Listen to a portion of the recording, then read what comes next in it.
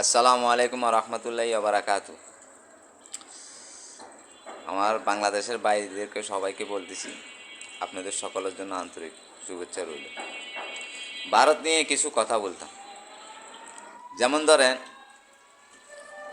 চিহ্নকৃষ্ট দাস, ওকে গ্রেপ্তার নিয়ে ভারত যতটা মাথা কামাইতেছে, আমায় বাংলাদেশের নাগরিক হিসাবে, বাংলাদেশের মানুষ হিসাবে, একজন সাধারণ মানুষ হিসাবে, এই দেশের মানুষ হিসাবে আমি তো একটা জিনিস মন্তব্য করতেই পারি, নাকি না? আমার ভুল হয়ে থাকলে ক্ষমা করে দেবেন, কিন্তু আমার মাথার মধ্যে একটা জিনিস আসছে, বিশ্লেষণ চলতেছে। এরা যে আমার বাংলাদেশকে জঙ্গলিবাদ, জঙ্গলি সংগঠন, এই সেই, ডক্টর ইউনূস জঙ্গলিবাদ, অমুক জঙ্গলিবাদ, জামাত জঙ্গলিবাদ, বিএনপি জঙ্গলিবাদ, আওয়ামী লীগে এই বাংলাদেশের মানুষ, সেই বাংলাদেশের সকল মানুষ এদের কাছে জঙ্গলিবাদ হিসেবে চিহ্নিত এরা বলতেছে। তা আমি বলতেছি যে তারা সংখ্যালঘু নিয়ে বলছে, বাংলাদেশের সংখ্যালঘু নিয়ে মনে করেন এরা অনেক কিছু মন্তব্য করতেছে। তো এটার মধ্যে আমি একটা কথা বলতে চাই, এরা হিন্দুত্ববাদী, এগুলা ভারতে চালায়, বাংলাদেশে হিন্দুত্ববাদী চালায় লাভ নাই তো এদের। এটা ভারতের অখণ্ড না, তো এটা স্বাধীন বাংলা, এটা ভারতের অখণ্ড বাংলা না, অখণ্ড বাংলা না, এটা স্বাধীন বাংলা। তো এইখানে হিন্দুত্ববাদী চালায় লাভ নাই। কিছু কথা বুঝেন না, হিন্দুত্ববাদী এগুলো ভারতে চালায়, যেহেতু এর দেশের সংখ্যালঘুরও এর কোনো আগা মাথা নেই। এ গরু গোস্ত খাওয়ার লাই মানুষ মারি ফেলায়, অমুক মাজারের তলে আপনার মন্দির আছে, কই মাজার উপরে নির্যাতন চালাইতেছে, মসজিদের নিচে মন্দির আছে, ওই নির্যাতন চালাইতেছে।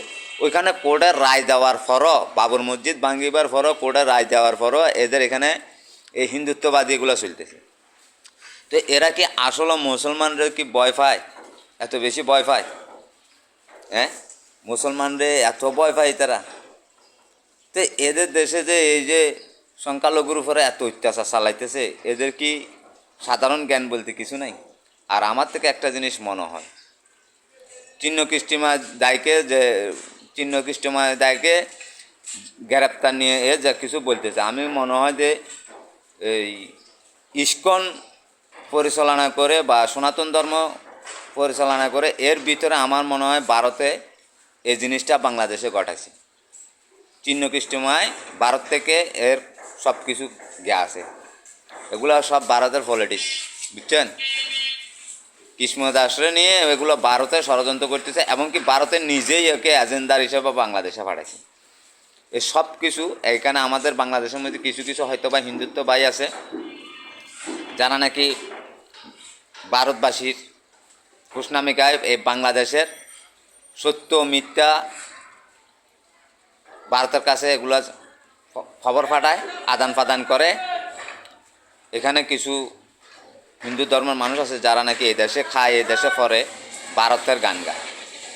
তো এসব কিছু মানুষের জন্য আমাদের বাংলাদেশে আজকে এই মোদি আমাদের দেশে হিন্দুত্ববাদী চালাইতে চাইতেছে, মানে ওর রাষ্ট্রে যেরকম হিন্দুত্ববাদী করতেছে, দেখুন নির্বাচন নিয়ে বা যে কোনো বিষয় নিয়ে দেশ বলেন, এখন সেই হিন্দুত্ববাদী কায়েমটা বাংলাদেশে চালাইতে চাইতেছে।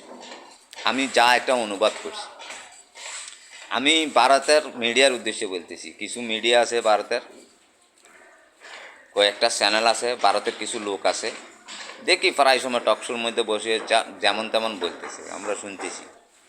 এখন আবার আমাদের বাংলাদেশের কিছু সমন্বয়ক আছে ছাত্র আন্দোলনের, এদেরকে প্রায় টকশোর মধ্যে নিতেছে। আর আমাদের তো কিছু সোশ্যাল মিডিয়ার মধ্যে আপনার বক্তব্য দেয় কিছু মানুষ আছে, কতক্ষণ এদিকে বলে, কতক্ষণ ওদিকে বলে। আরে ভাই, আপনারা সোশ্যাল মিডিয়ার মধ্যে আসি অনেক কথা বলেন, যদি সাবাস না থাকে না বলেন, কিন্তু আপনাদের কথা সব কিছু ঠিক আছে, কিন্তু কিছুক্ষণ এদিকে বলেন, কিছুক্ষণ ওদিকে বলেন। বুঝলাম আপনার সাধারণ, এটা তো সাংবাদিকের কাজ, সোশ্যাল মিডিয়া হইল। তো এগুলো আপনারা করতেই পারেন, কিছু কথা বুঝেন না, এগুলো আপনারা বলতে পারেন, আপনাদের ব্যাপারে কিছু নেই। কিন্তু ভয় যেটা কাজ করে, জনগণকে ভয় লাগান, এটা ঠিক না। বনের বাগে খাওয়ার আগে যদি আপনাকে মনের বাগে খাই ফেলায়, এখানে কিছু করে না। আর আমাদের বাংলাদেশের বাইকে বলতেছি, রাখে আল্লাহ মারে কে? আপনি হিন্দু হন, খ্রিস্টান হন, বৌদ্ধ হন, মুসলমান হন, আপনি সৃষ্টিকর্তা একজন। আপনি যাই মানেন, ভগবান ডাকেন, ঈশ্বর ডাকেন, খোদা ডাকেন, যেই ডাকেন, আপনার জন্ম যখন হয়েছে মৃত্যু একদিন আসে নিশ্চিত।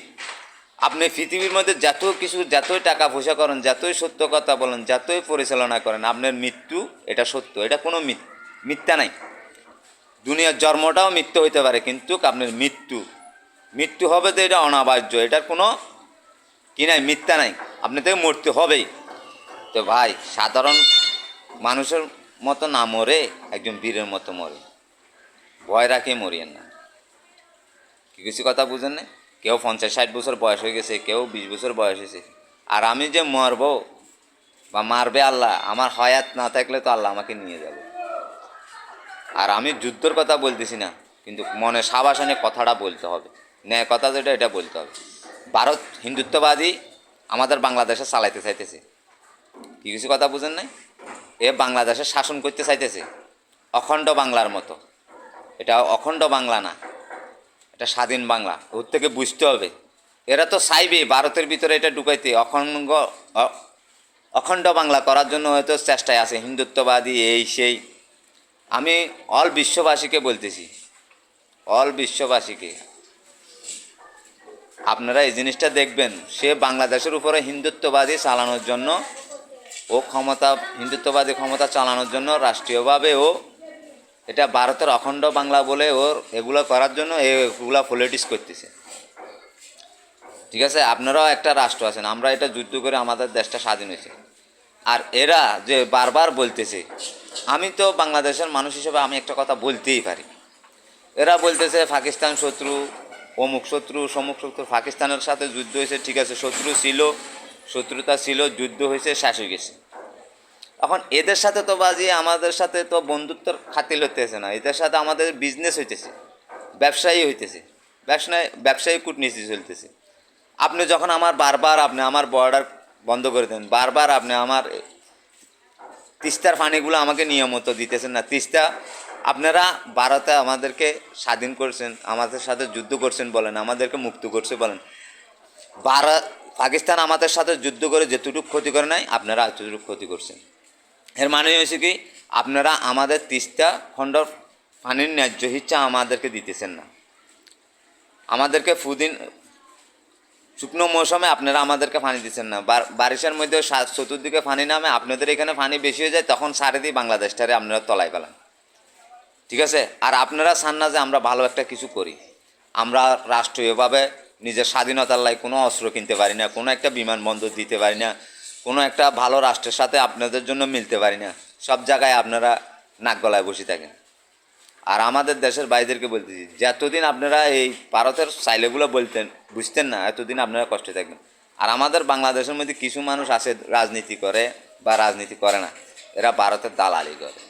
যারা ভারতের পক্ষে কথা বলে, পাকিস্তানের পক্ষে কথা বলে, এরা সব দালাল।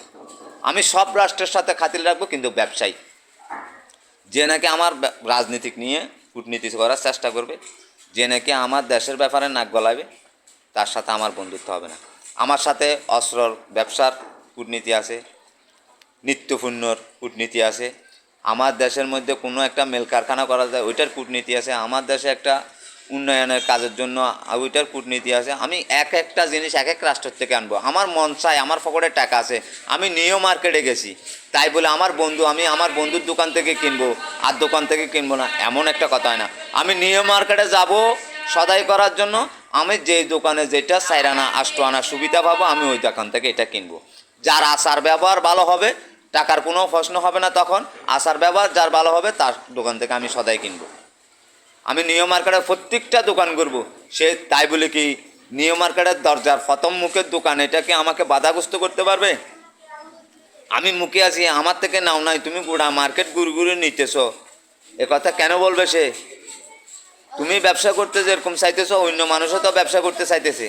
আমারও মন চাইতেছে দোকানদার সবার সাথে পরিচয় হইতে, সবার সাথে সম্পর্ক রাখতে, আমারও তো মন চায়। কি কিছু কথা বুঝো নাই? এটা বাংলাদেশের মানুষকেও বুঝতে হবে, ভারতের মানুষকেও বুঝতে হবে। আর শুভেন্দু অধিকারী, এরে আমি আরেকদিন ধরমু। শুভেন্দু অধিকারী, তোমাকে আমি আরেকদিন ধরমু, তোমার বক্তব্যগুলো আমি আরেকদিন তোমাকে বলবো তুমি কিসের অধিকারী, কিসের অধিকার দাবি করো এটা আমি বলবো।